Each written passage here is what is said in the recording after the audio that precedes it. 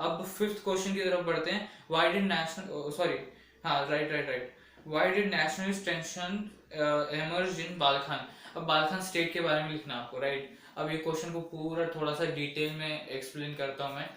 सबसे पहले आपको क्या करना है, बाल्खान स्टेट के बारे में थोड़ा सा इंट्रोडक्शन दे देना है, इंट्रो दे देना है। दैट इज वो ऑटोमन एम्पायर के बहुत सालों से पार्टनर्स थे, पार्टनर्स नहीं बोल सकते, they were the part, right, partners नहीं, पार्ट बोलना है उसमें।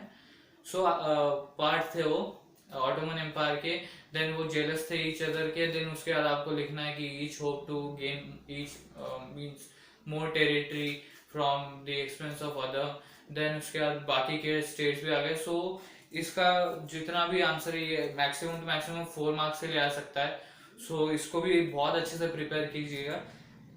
क्वेश्चन वापस पढ़ता हूँ मैं। Why did nationalist tension emerge in Balkan, why did nationalist tensions emerge in बाल्खान।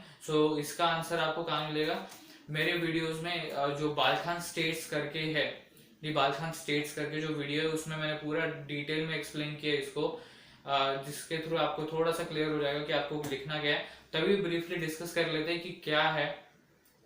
जैसे कि मैंने पहले भी बताया इसी वीडियो में कि आपको पहले इंट्रोडक्शन देना है कि किस तरह से वो जेलस थे ईच अदर के, किस तरह से वो ऑटोमन एम्पायर के since a long time part थे। देन उसके बाद each hope to gain more territory on the expense of other. फिर each power, European power, German हो गया वगैरह ये सब कुछ, तो ये भी आने लगे, राइट, इन्होंने भी पार्ट लेना स्टार्ट कर दिया।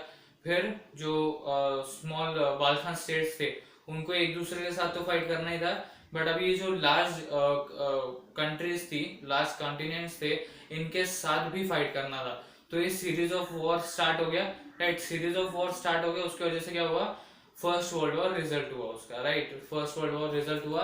एंड इसमें आप एक और पॉइंट लिख सकते हैं, नेशनलिज्म एंड इंपीरियलिज्म के बीच में डिफरेंस, क्योंकि ये बाल्खान स्टेट के थ्रू आपको एक्सप्लेन करने की कोशिश की गई है कि नेशनलिज्म एंड इंपीरियलिज्म के बीच में क्या फर्क है। आप वो पॉइंट भी लिखेंगे कि नेशनलिज्म एंड इंपीरियलिज्म के बीच में क्या डिफरेंस है, तो आपको शायद से ज्यादा मार्क्स मिले, एग्जामिनर आपको ज्यादा मार्क्स दे। इसके बारे में भी जो डिफरेंस की बात कर रहा हूँ मैं, नेशनलिज्म एंड इंपीरियलिज्म, इसकी बात भी मैंने की है दी बाल्खान स्टेट्स के वीडियो में। अगर वो ना देखा हो तो वो जरूर देखे, उससे आपको इस क्वेश्चन का आंसर मिल जाएगा।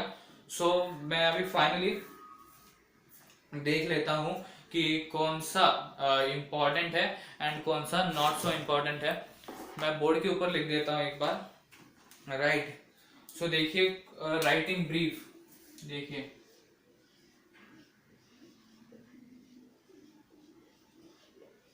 राइटिंग ब्रीफ में क्वेश्चन वन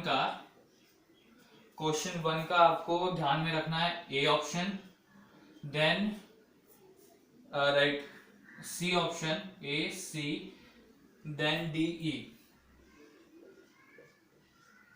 राइट, ये आपको ध्यान में रखना है। उसके बाद लगातार question 2, question 3, question 4 and question 5, ये लगातार आपको याद रखना है और इसके बारे में आपको लिखना है, इसके बारे में आपको इंफॉर्मेशन गैदर करना है from the book, right. And उसके बाद ये कॉलम खत्म हो गया। इसके बाद अगला कॉलम आता है डिस्कस का कॉलम। डिस्कस का कॉलम आता है, राइट। डिस्कस के कॉलम में आपको सिर्फ दो क्वेश्चंस करने हैं, क्वेश्चन 1 एंड क्वेश्चन 5, राइट। ये देख लो एक बार कि किस तरह से जाना है। राइटिंग ब्रीफ के इसमें आपको क्वेश्चन 1 में ए सी डी ई यानी किसी भी Mazzini, then what we say the Greek war of independence, Frankfurt parliament and the role of women in national struggle के बारे में लिखना है। And then question 2, question 3, question 5 और ये सब आपको करने हैं। देन ये हो गया राइटिंग ब्रीफ के कॉलम का। देन आता है डिस्कस का कॉलम। डिस्कस के कॉलम में आपको सिर्फ क्वेश्चन 1 एंड क्वेश्चन 5 के ऊपर कॉन्सेंट्रेट करना है। इस तरह से आपको पूरा कॉन्सेंट्रेट करके पूरा याद रखना है, राइट। मैंने बोर्ड पे भी लिख दिया, एक बार ध्यान से देख ले।